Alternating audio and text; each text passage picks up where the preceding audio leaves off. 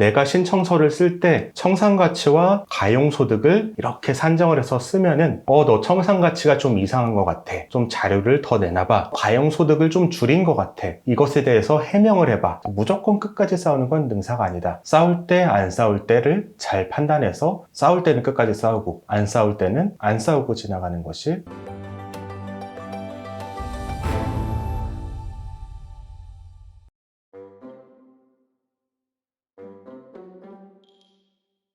변호사님, 네. 요즘 일 많으시죠? 예, 요즘 일 많습니다. 축복 받으셨네요. 네. 요즘 다들 어렵다는데. 네, 어려워서 일이 많으시죠? 그렇죠. 저희 분야는 약간 경기랑 거꾸로 가서 경기가 어려울 때 일이 많은 분야고요. 또 호경기면은 일이 또 적습니다. 나라 차원에서 보면 변호사님이 좀 한가해야겠네요. 나라 차원에서 보면 세금 많이 내겠습니다. 네.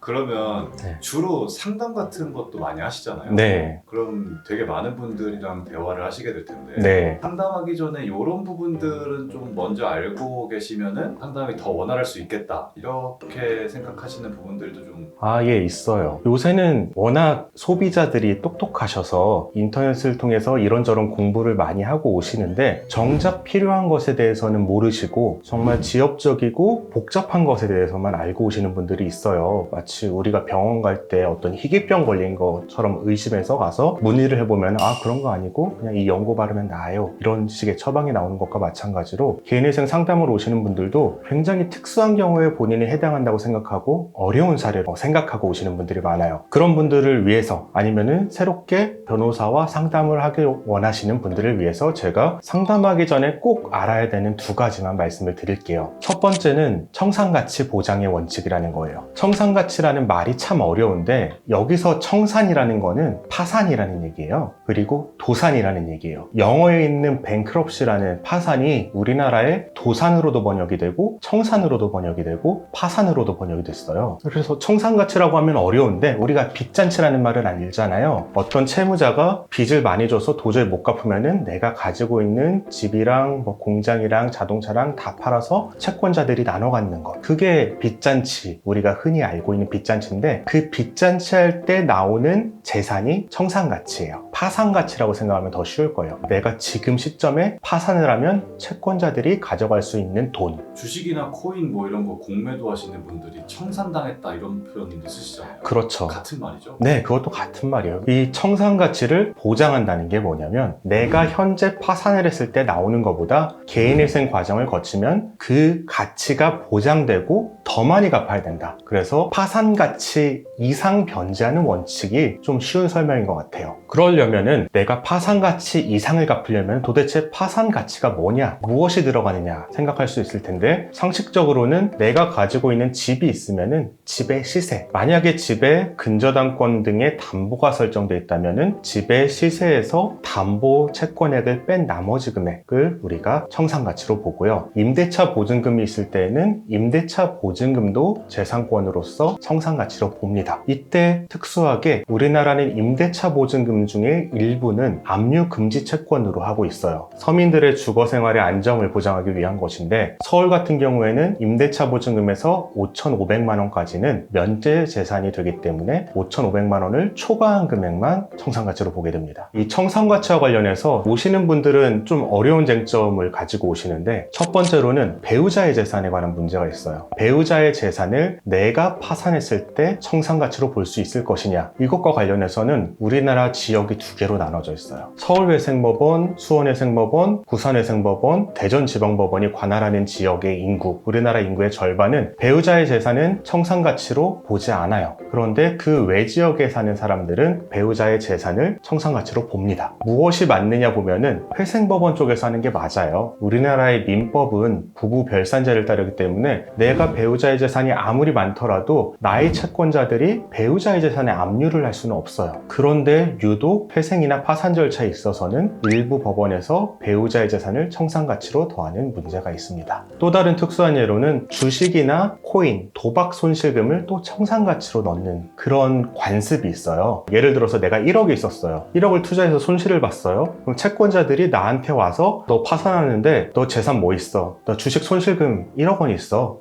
그럼 그거 우리가 가져갈게 라고 하면서 가져가는 게 말이 안 되잖아요. 그런데 법원에서는 관례적으로 이러한 손실금이 있으면은 청산가치에 더하라는 내용의 보정이 나옵니다. 그런 보정이 나오는 곳은 주식과 코인 같은 경우에는 아까 말한 배우자 재산을 청산가치에 산입하라고 하는 지방법원들, 그런 곳에서는 주식, 코인 손실금을 청산가치에 넣으라고 하고요. 그 외에 회생법원에서는 넣으라는 보정명령이 특별히 나오지가 않습니다. 도박 손실금 같은 경우에는 그것과 달리 전국의 모든 법원이 다 청산가치에 넣으라는 보정이 나오는 편이고요. 아까 처음 설명해 주실 때 청산가치는 파산가치라고 이해하면 된다라고 말씀하셨잖아요. 네. 그걸 좀만 더 풀어보면은 파산을 하게 되면은 갚아야 할 가치로 이렇게 해석할 수 있는 것 같은데, 근데 여기까지는 쉬운데 네. 청산가치 보장의 원칙이라는 말이 나오니까 네. 뭘 보장하고 뭐가 원칙이라는 거죠?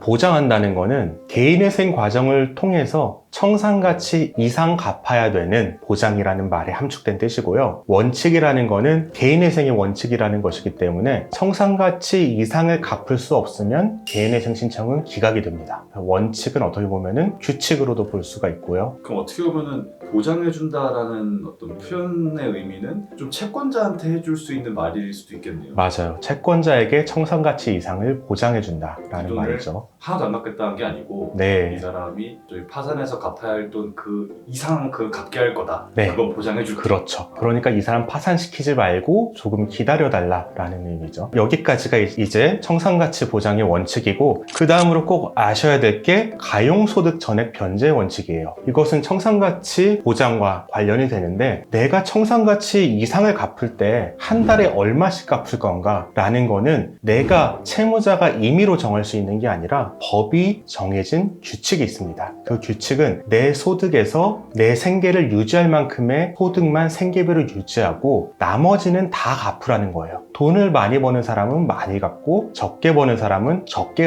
갚으라는 것이죠. 가용소득으로 일정한 기간 동안 청산가치 이상을 갚을 수 있을 때 개인회생 절차가 개시가 되는 거죠. 두 개의 큰 원칙을 아셔야 되고, 정말 아셔야 되는 용어들이 있는데 보정명령, 보정권고라는 거예요. 이것은 개인회생을 하기 전에는 살아가면서 한 번도 들을 일이 없는 거거든요. 학교에서 작문 시간에 글을 쓰면 선생님이 첨삭을 해주잖아요. 이렇게 한번 고쳐봐라 라고 첨삭을 해줍니다. 법원이 하는 그 절차예요. 나의 신청서를 첨삭해주는 절차인데, 내가 신청서를 쓸 때 청산가치와 가용소득을 이렇게 산정을 해서 쓰면은 법원은 이걸 보고서 너 청산가치가 좀 이상한 것 같아. 좀 자료를 더 내놔봐. 가용소득을 좀 줄인 것 같아. 이것에 대해서 해명을 해봐. 라고 법원이 나에게 무엇인가를 요구하는 절차. 이것을 보정명령 또는 보정권고라고 합니다. 둘이 같은 말인가요? 보정명령은 법원이 하는 거고, 보정권고는 회생위원이 하는 겁니다. 하나는 판사가, 하나는 회생위원이 한다는 차이가 있고, 그 내용은 거의 같아요. 그러면은 보정 권고는, 그러니까 회생위원이 보정 권고를 해서 그게 잘 통과가 되면은 네. 법원으로 올라가서 보정 명령이 또 내려올 수도 있는 절차입니다. 회생위원이 올려보내면 보정명령은 안 내려오고요. 그 내릴 수 있는 건 두 개인데, 판사의 결재를 받을 필요가 없는 거는 권고사항으로 내려오고, 판사의 결재를 꼭 받아야 될 만큼 중요한 거면은 명령으로 내려온다고 생각하시면 됩니다. 그러면 그렇게 보정 권고나 보정 명령이 내려왔다. 네. 첨삭을 해서 이거 이렇게 다시 해라. 네. 라고 하면은 어떻게 해야 되는 거죠? 당연히 보정명령, 보정권고를 채무자가 보면은 이해하기가 어려워요. 법률적인 용어로 쓰여있기 때문에 저희가 사무실에서 직접 보정명령, 보정권고를 확인을 하고요. 저희 의뢰인이 할 수 있는 것들, 의뢰인의 도움이 필요한 것들을 따로 정리해서 전달을 드리고 언제까지 주세요 라고 전달을 드립니다. 그럼 그 서류를 저희가 받아서 가공을 해서 보정서라고 보정명령에 대한 답변서를 내게 되죠. 그래서 되게 직접적으로 보면 보정 명령에 적극적으로 끝까지 잘 싸우는 사무실이 좀 실력이 좋은 사무실이다. 네. 이렇게 생각해도 되나요? 약간 좀 저는 요새 생각이 바뀌었어요. 끝까지 싸우는 거는 기각될 위험이 있어요. 끝까지 싸울 때는 기각 안 당하는 범위 내에서 끝까지 싸워야 되는 거지, 도박 손실금을 청산가치에 넣으라고 하는데 법적으로 보면 넣을 필요가 없어요. 그런데 개인회생 직전까지 도박을 했다면 다른 사유로 이 사람을 기각시킬 충분한 이유가 있거든요. 어느 정도 선에서 내가 변제할 수 있는 범위 내에서 청산가치에 산입을 하고 개인회생 결정을 받는 것이, 기각은 어떻게든 피하는 것이 저는 더 낫다고 봅니다. 무조건 끝까지 싸우는 건 능사가 아니다. 싸울 때 안 싸울 때를 잘 판단해서 싸울 때는 끝까지 싸우고 안 싸울 때는 안 싸우고 지나가는 것이 더 좋은 사무실이다, 이렇게 생각을 합니다.